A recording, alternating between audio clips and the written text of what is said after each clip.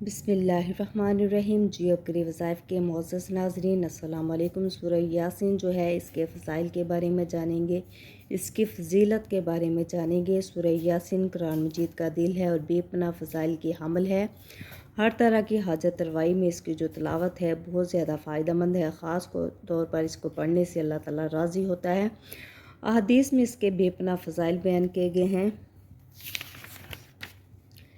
अगर कोई शख्स इस सूरा को बाद नमाज फ़जर एक मरतबा रोज़ाना पढ़ने का मामूल बना लेगा तो वो बहुत जल्द लोगों में हर दिल अजीज़ हो जाएगा। इसकी इज़्ज़त में बेपनाह इजाफ़ा होगा, माल में बरकत पैदा होगी, हर किस्म की बुराई ख़त्म होगी, तबीयत में अच्छाई का रुझान पैदा होगा, शयातीन और बलाओं से महफूज रहेगा, बीमारियों से शिफा मिलेगी, औलाद की ख्वाहिश करेगा तो नेक औलाद मिलेगी। अगर कोई कैद में से कसरत से पढ़ेगा तो कैद से रहाई मिलेगी। गर्ज़ के सूरह यासीन को पढ़ने के बाद जो भी आपकी ख्वाहिश है, जो भी आपकी तमन्ना है दिल में लाएगा, अल्लाह की रहमत से पूरी हो जाएगी।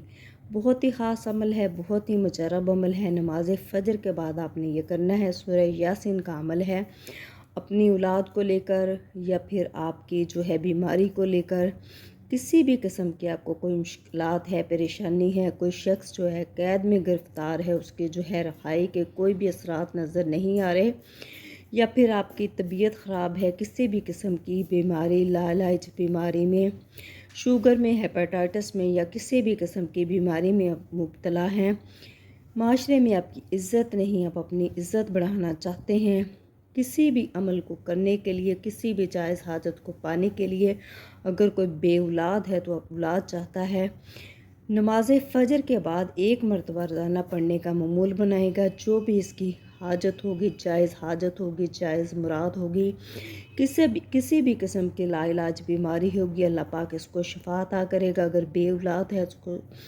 औलाद अता करेगा। अगर कोई कैद में है तो अल्लाह पाक इसकी रहाई के लिए असबाब पैदा करेगा। गर्ज़ के सूरह यासीन के पढ़ने के बाद जो भी नेक ख्वाहिश आपके दिल में होगी, अल्लाह के रहमत से अल्लाह पाक इसका आपकी जो भी जायज़ हाजत होगी, जो भी जायज़ मुराद होगी, उसको पूरा करने के लिए असबाब पैदा करेगा।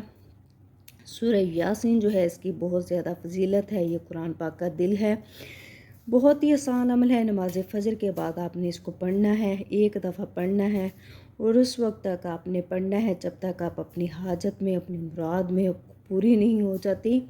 और उसके बाद अपने हाजत को, मुराद को अपने जहन में रखते हुए आपने ये अल्लाह ताला से दुआ करनी है। अव्वल व आखिर आपने 11 दफ़ा दुरूद इब्राहिमी पढ़ना है और इसके साथ साथ अपनी दुआओं में अल्लाह ताला के जो है नाम है उनको शामिल करना है, क्योंकि अल्लाह ताला का फरमान है कि जो बंदा मुझे मेरे नाम से पुकारेगा, 99 नामों में से कोई से आपने जो 4 नाम हैं उन अल्लाह ताला के, उनका जो अव्वल आखिर आपने उसको 11 दफ़ा पढ़ना है। 11 दफ़ा अव्वल आखिर जो है अपने दुरूद इब्राहिमी पढ़ना है और इसके बाद सूरह यासीन पढ़नी है। और अपनी मकसद के लिए, अपनी मुराद को पाने के लिए आपने जो भी दुआ करेंगे इंशाअल्लाह ताला सूरह यासीन को पढ़ने के बाद जो भी आपकी ख्वाहिश दिल में होगी, अल्लाह पाक अपनी रहमत से इसको पूरा करेगा। बहुत ही आसान अमल है, आप लाजमी करें। जियो के वज़ाइफ पर अगर नए हैं तो प्लीज़ मेरे चैनल को सब्सक्राइब करें, इस वीडियो को लाइक करें। जज़ाकल्लाह।